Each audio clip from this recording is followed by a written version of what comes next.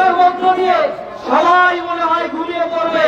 আজ দেখো হানির রক্তের বিনিময়ে লাখো হানি বাংলাদেশে জন্ম নিয়েছে। তারা বাংলাদেশের প্রত্যন্ত অঞ্চলে জেগে আছে।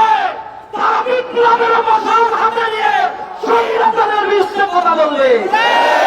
জাতিবাদের প্রেতাত্মারা যতক্ষণ পর্যন্ত জাগ্রত থাকবে, প্রতিটি ঘরে ঘরে একটা হানি জাগ্রত হবে।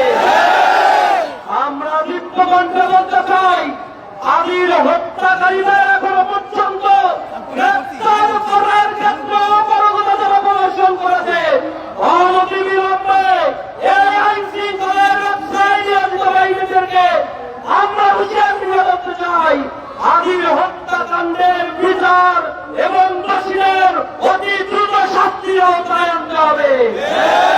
সংগ্রামী বন্ধুগণ, এই বাংলা হচ্ছে সেই বাংলা, যেই বাংলায় আমাদের এখানে মুসলমানদের আগমনের মধ্য দিয়ে লক্ষণ সেন পিছনের দরজা দিয়ে পালিয়ে চলে গিয়েছিল।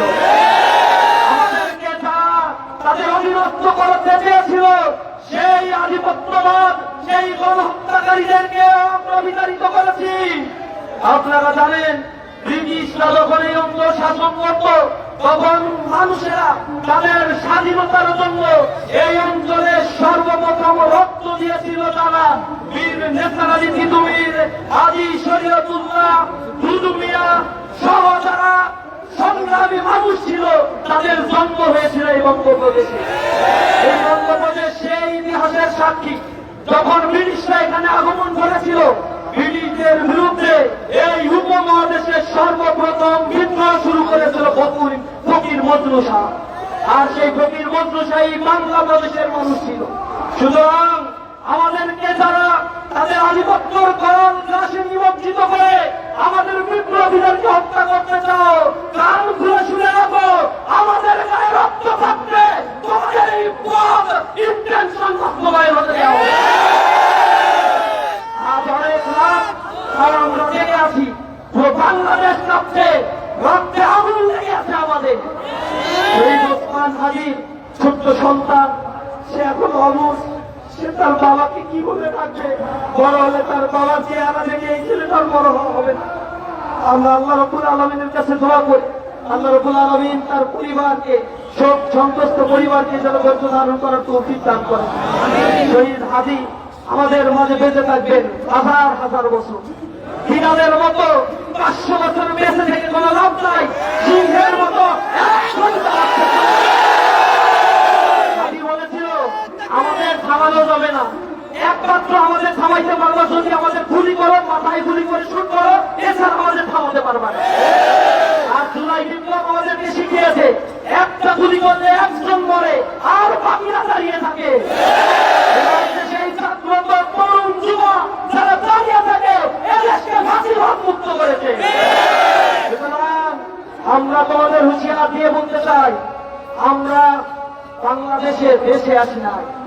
এই বাংলার মাটি আমাদেরকে বোকা বানিয়ে এই দেশে আমাদের উপরে কালচারা হিজমনি চাপিয়ে দিয়ে ফেসিবাদের দোসররা অনেক গোলাপানি করেছ। তোমরা সতর্ক হয়ে যাও। প্রিয় উপস্থিতি, আমরা আপনাদের কাছে আহ্বান জানাই, আগামীকাল শুক্রবার জুমার নামাজের পরে বাংলাদেশের প্রত্যন্ত অঞ্চল পর্যন্ত প্রতিটি মসজিদে মসজিদে উপাসনালয়গুলোতে আমাদের শহীদ শরীফ ওসমান হাদির জন্য দোয়া অনুষ্ঠানের আয়োজন করা হবে। দোয়া অনুষ্ঠান শেষে আমরা বাংলাদেশের প্রতিটি মসজিদ থেকে শহীদ শরীফ ওসমান হাদির হত্যাকারীদের বিচার নিশ্চিত করার জন্য আমরা বিক্ষোভ মিছিল করব।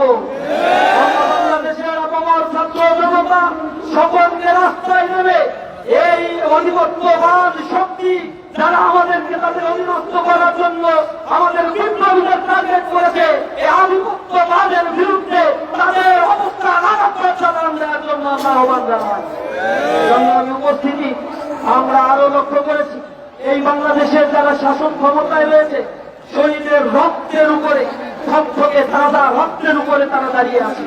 রক্তের দাগ এখনো শুকায় নাই। এই রক্তের উপরে দাঁড়িয়ে এই ইন্টারিম গভর্নমেন্ট আমাদেরকে কি উপহার দিতে পেরেছে? আমরা যখন দেখেছি হত্যাকারী হত্যা করেছে, এর পরে দীর্ঘ 1 সপ্তাহ চলে গেল, কিন্তু এই হত্যাকাণ্ডের সাথে জড়িত তাদেরকে গ্রেফতার করা হয় নাই। আমরা বিস্ময়ের সাথে লক্ষ্য করেছি আওয়ামী ফ্যাসিবাদের বছর যারা গণহত্যাকারী খুনের সাথে জড়িত, যারা আয়নাঘর তৈরি করেছিল, এই গণহত্যাকারীদের গ্রেফতার করার পরে আবার তাদের অধিকাংশকেই ছেড়ে দেওয়া হয়েছে। অস্ত্র সহ তাদেরকে গ্রেফতার করা হচ্ছে। খন্ড খন্ড কিছু ঘটনা আমরা দেখতে পাচ্ছি। বাংলাদেশের প্রত্যেকটি জায়গায় আজ অবৈধ অস্ত্রের মহড়া তৈরি করা হয়েছে। বিদেশে যে টাকাগুলো আওয়ামী ফ্যাসিবাদ পাচার করেছিল, এই বিলিয়ন বিলিয়ন ডলারের টাকা আজ আমাদের বুকে রক্ত খরণ করার জন্য তারা ব্যয় করছে। আমাদেরকে সতর্ক হতে হবে। ইন্দ্রিয়ের প্রতি আমরা সর্বশেষ এটাই হুঁশিয়ার করে বলতে চাই, অবৈধ অস্ত্র উদ্ধারের জন্য আপনাদেরকে সারাশি অভিযান পরিচালনা করতে হবে। এদেশের বিপ্লবীদের জনগণের জান মালের নিরাপত্তা দেওয়ার দায়িত্ব আপনাদের। আপনাদেরকে বিনা কারণে ট্যাক্সের টাকা দিয়ে মানুষ পোষে না। আপনাদের যে গাড়ি থাকার জায়গা, এগুলো এ জনগণের ঘাম ঝরানোর টাকায় তৈরি হয়। আপনারা জনগণকে নিরাপত্তা দেওয়ার জন্য আইন শৃঙ্খলাকে আরো স্বাভাবিক করার জন্য চেষ্টা করতে হবে।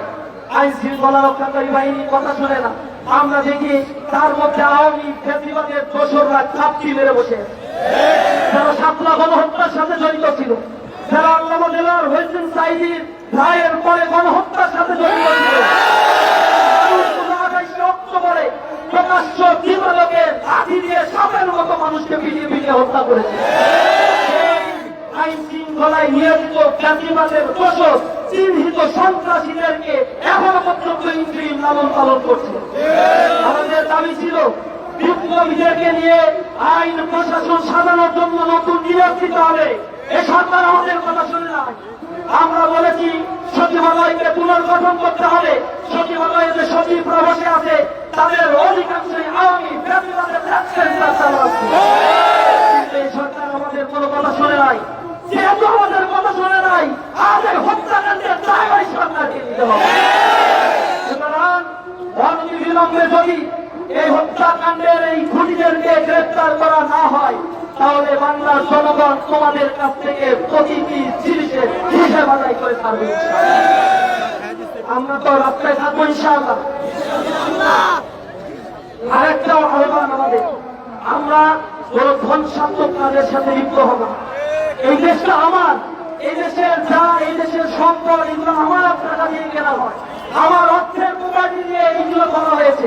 সুতরাং আমরা শান্তিপূর্ণভাবে সুশৃঙ্খলবদ্ধভাবে আমরা দাবি আদায়ের জন্য চেষ্টা করব। সরকারের কর্ম করে আমাদের কথাগুলো পৌঁছাবে, অন্যথায় যেভাবে পৌঁছাতে হয় সেভাবে আমরা পৌঁছে দেবো। আমরা রাজপথে থাকবো এবং রাজপথে থেকে আমাদের আন্দোলন আমরা চালিয়ে দেবো ইনশাআল্লাহ।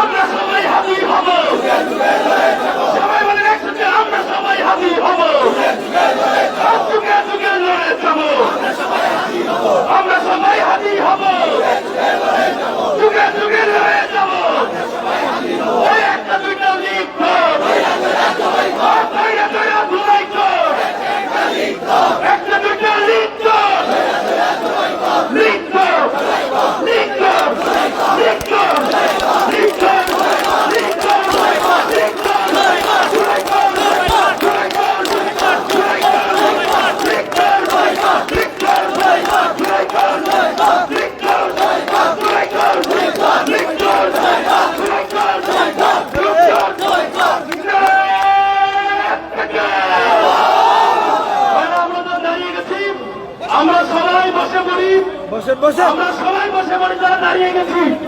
আমরা দাঁড়িয়ে গেলে বিশৃঙ্খলা সৃষ্টি হবে, আমরা সুশৃঙ্খল ভাবে আমাদের দাবি আমরা আদায় করতে চাই। আমরা যে কোনো মূল্যে হাজির হত্যাকারীদেরকে দৃষ্টান্তমূলক শাস্তির আওতায় নিয়ে আসতে চাই। আমরা সবাই বসে পড়ি। আমরা সবাই বসে পড়ি।